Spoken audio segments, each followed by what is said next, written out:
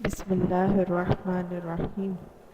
آج ہم سورہ نبا کا لیسن 2 پڑھیں گے۔ اس سے پہلے جو ہے لیسن 1 وہ میں نے پڑھا دیا اور اس کا لنک آپ کو ڈسکرپشن میں مل جائے گا، جس میں نے جو ہے آیت 1 اور 2 اس میں ڈسکس کی ہے۔ آج ہم جو ہے آیت نمبر 3 سے پڑھیں گے۔ چلیں جی شروع کرتے ہیں۔ یہاں ہے ہمارے پاس الذی۔ قرآن میں جب بھی کہیں بھی جو ہے کوئی بھی لفظ، اب جیسے ہے الذی شروع ہو رہا ہے الف سے اور لام سے، تو یہاں پر جو ہے لام سے پہلے اگر کوئی بھی زبر زیر نہیں ہے یا پیش نہیں ہے تو یہاں پر آٹومیٹیکلی جو ہے وہ زبر آ جاتا ہے۔ تو ہم اسے اس طرح سے پڑھیں گے، الذی ہم فیہ مختلفون۔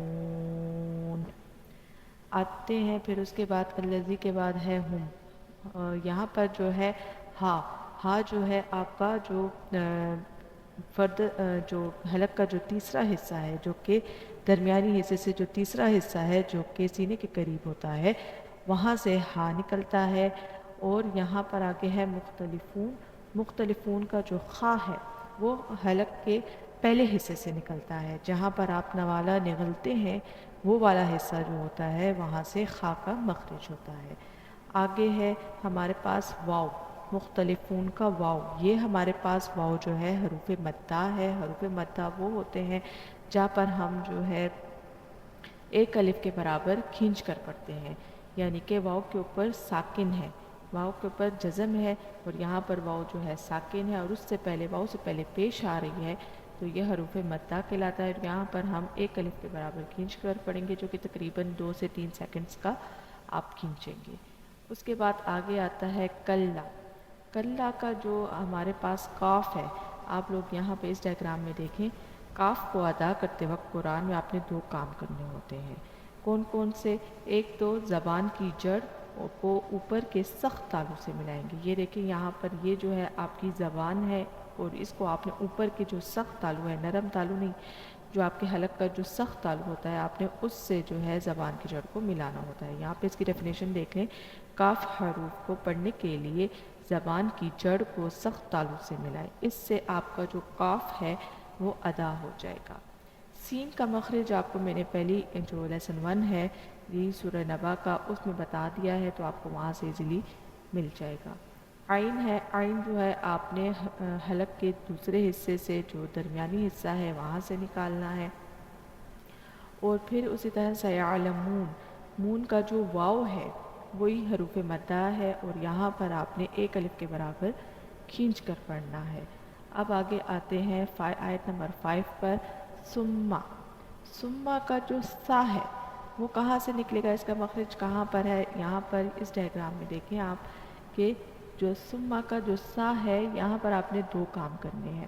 یہاں پہ کیا کام کرنا ہے کہ تا سا، ہمارا جو مین فوکس ہے وہ سا پر ہے۔ آپ نے کیا کرنا ہے، سا کو come out when the tip of the tongue touches the edges of the 2 top front teeth, یعنی کہ آپ کے جو اوپر کے جو فرنٹ تیتھ ہیں ان کے جو نیچے کے کنارے ہیں، جو ایجز ہوتی ہیں، ان کو جو ہے آپ نے جو ٹپ ہوتی ہے آپ کی زبان کی اس سے ملانا ہے۔ اور دوسرا کام آپ نے یہ کرنا ہے کہ جو آپ کی زبان کی بیک سائڈ ہوگی وہ اس طرح سے نارمل ہوگی۔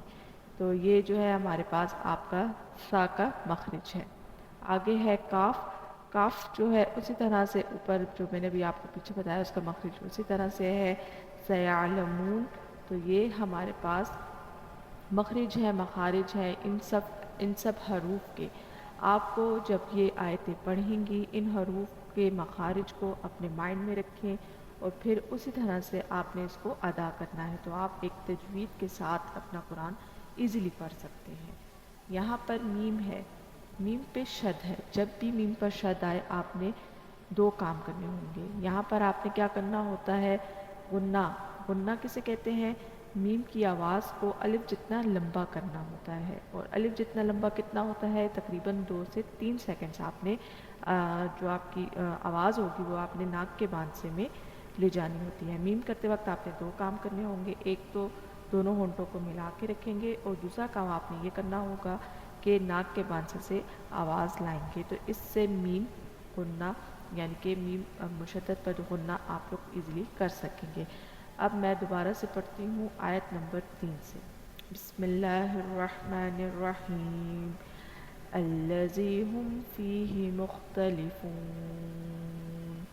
کلا سیعلمون